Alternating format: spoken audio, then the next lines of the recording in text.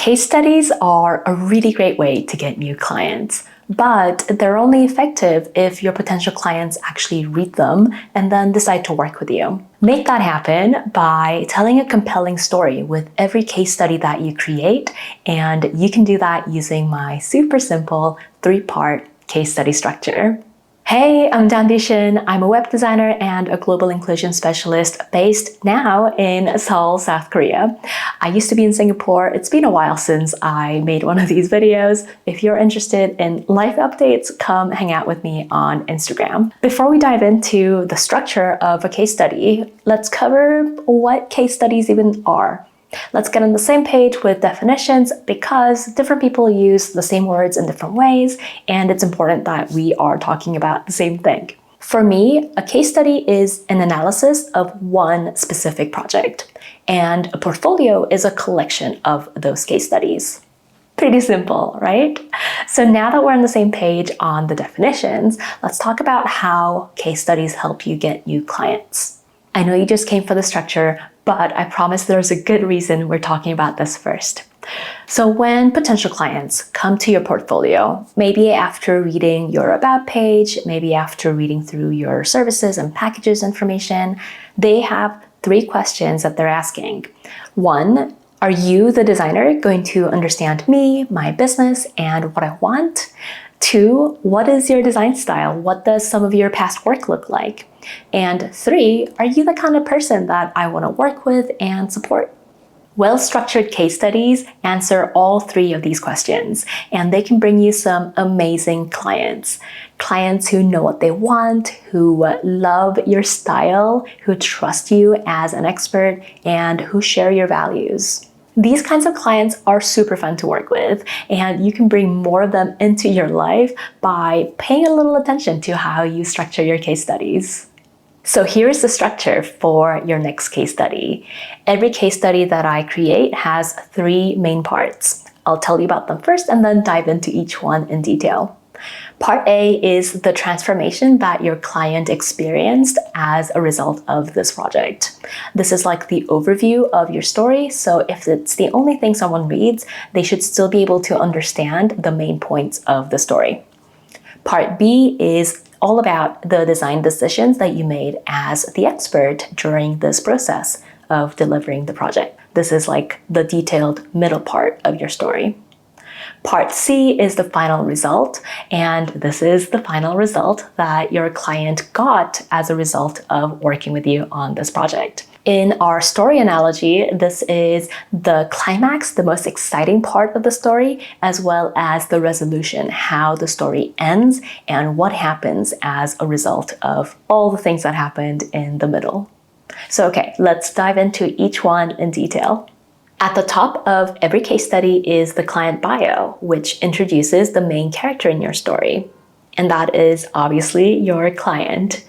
This section does not have to be long, but you want to share basic information like your client's name and their business name, who they help and how, and what makes them different from other people who do the same kind of work. The second section is for the project highlights, and I think of this as the spoilers section. It's important to have this section near the top because some of your potential clients are gonna wanna know what happens at the end without having to go through the whole story. I recommend sharing 3 to 4 results that your client got from this project. And ideally, these are the kinds of results that your potential clients, your other clients, are also looking for. The third section lists your project goals. What goals did you set for this project before you got started? Ideally, you and your client agreed on some goals at the beginning of the project, and my favorite way to do this is by creating a clear website project brief that the client signs off on before I start any design work. And continuing with our story analogy, this is a big part of your character and plot development. The fourth section and the final section in part A is the before. As web designers, when we create websites, we get to deliver some very tangible and visual transformations. We get to show a picture of the before and a picture of the after, and this isn't always true for projects with narrower scopes of work, like brand strategy or copywriting. So let's make full use of that. This section is all about that before picture. Here, you're setting the scene for your story. You're describing where your client was, what their business looked like before you started working together. If you have screenshots of the old website, this is the perfect place to share those. And for bonus points, include a direct quote for the client. What did they say about their old website and the limitations and why they're looking for a new website? How was their old website not supporting their business goals? That brings us to part B, design decisions. And this is all about your expertise and how awesome you are at what you do. This is the middle part of the story where we learn more about your client and their brand and all of the decisions that you made to help them achieve their goals for this project. For me, the fifth section is usually colors and fonts because I create a color palette and a typography system for every website that I create. And I say colors and fonts because these are the everyday words that my clients use to talk about their color palettes and typography systems. And I like to use simple language and keep my content jargon-free.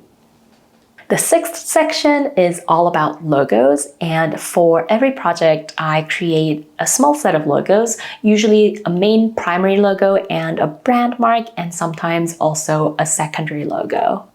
Most of my website projects also require some stock photos that complement my client's existing brand photos, so I cover those in the seventh section. It's super important that in addition to showing these elements visually, you also share a few written sentences explaining the thinking behind your design decisions. I know this can be a little annoying. Why can't you just show the pretty pictures and be done with it? But this is critical because this is how you establish your expertise. This is how you demonstrate by sharing your thinking and this decision-making process that you know what you're doing and that you're freaking amazing at it. Part C. This third and final part of the case study is all about the final result, the outcomes that you delivered for your client.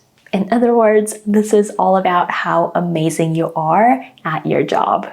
Part C starts with the website, and in this eighth section, we finally get to show off the completed website. Continuing the story analogy, this is your climax, where everything we've seen so far comes together. This is where you get to show off all of the screenshots, but as with the design elements, like the colors and the logos and the stock photography, it's really important to add a few lines here about the considerations that went into this website design. Section 9 is all about the results. This is the ending of your story where we learn how the main character, your client, has been changed as a result of this project.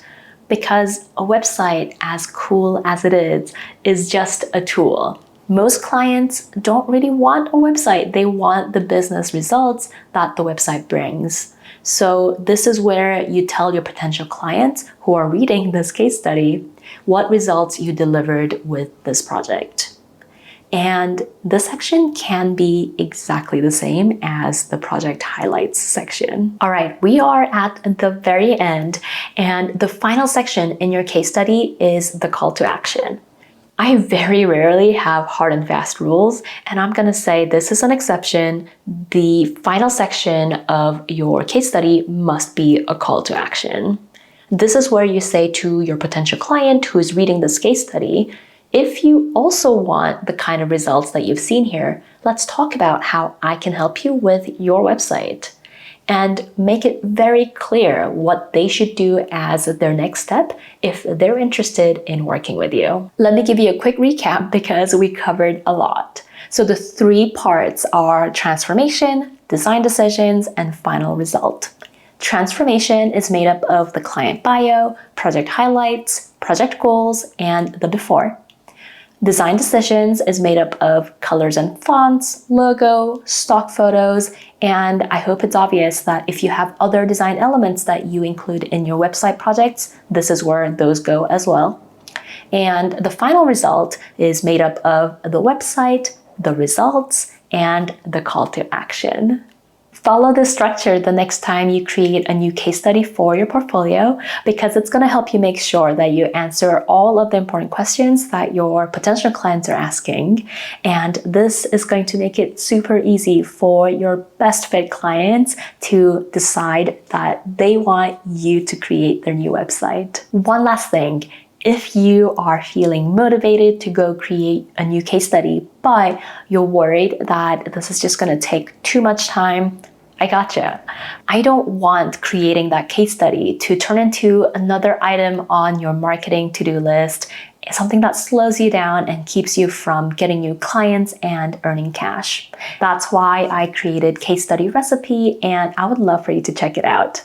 It's a short self-paced course that you can complete in just a few days, and by the end of it, you will have completed a brand new case study. I have packed it full of templates and word banks, and I give you my super simple process so that you can just follow along step by step. So if you would like my help putting together a case study that reads like a story, check out the link that I'll drop in the description. All right, that is all for today, and I'll talk to you soon.